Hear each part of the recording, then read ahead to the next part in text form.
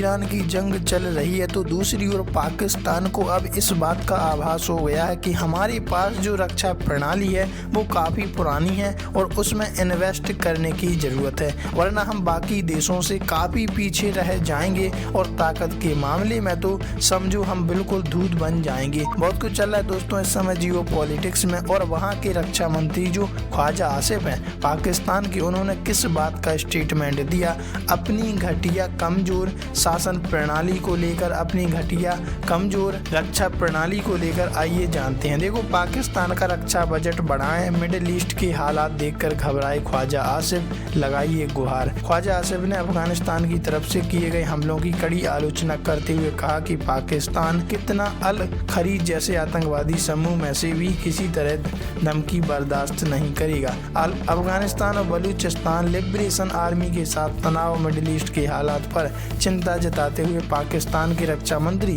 ख्वाजा आसिफ ने देश का रक्षा बजट बढ़ाने का आग्रह किया।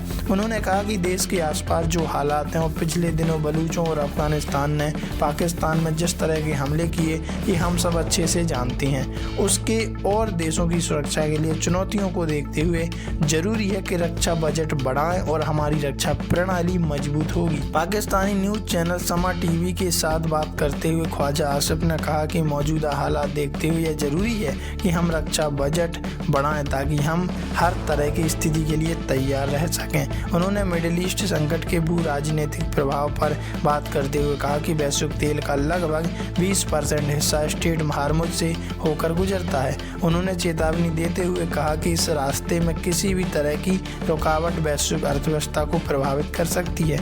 उन्होंने इस बात पर भी जोर दिया कि यूरोपीय देश अमेरिका और इजरायल का समर्थन करने से बच रहे हैं क्योंकि वैश्विक स्तर पर व्यापक रूप से इसको अच्छा नहीं कहा जा रहा है। ख्वाजा आसिफ ने अफगानिस्तान की तरफ से किए गए हमलों की कड़ी आलोचना करते हुए कहा कि पाकिस्तान फितना अल खारिज जैसे आतंकवादी समूह से किसी भी तरह की धमकी बर्दाश्त नहीं करेगा। ख्वाजा आसिफ ने कहा कि अफगान सरकार और वहां के लोगों का मौजूदा व्यवहार ना तो अतीत में स्वीकार था और ना वर्तमान में और ना ही भविष्य में रहेगा। ख्वाजा आसिफ ने इस बात पर जोर दिया कि पाकिस्तान ने अफगानिस्तान के साथ बातचीत के जरिए सुरक्षा मुद्दों को सुलझाने के कई प्रयास किए, लेकिन उन्होंने इन प्रयासों को अविश्वसनीय बताया।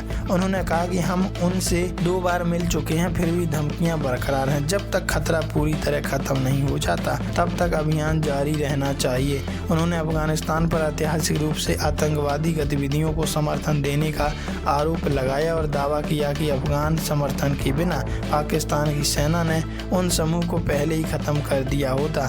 रक्षा मंत्री ने कहा कि वर्तमान स्थिति को तार्किक निष्कर्ष तक पहुंचाना आवश्यक है। वैसे आप इस बारे में क्या राय रखती हैं? क्या वास्तव में अगर ख्वाजा आसिफ कह रहे हैं तो क्या ऐसा होगा? वहाँ की सरकार ऐसी है कि मानो किसी की बात नहीं सुनती और वहाँ आर्मी की चलती है, ऐसा आप अच्छे से जानते हैं। तो जायज़ है कि वहाँ रक्षा बजट तो बढ़ना ही नहीं है, और कहा जाए तो भारत से डिफीट करने में इतना आसान तो है नहीं इन लोगों के लिए।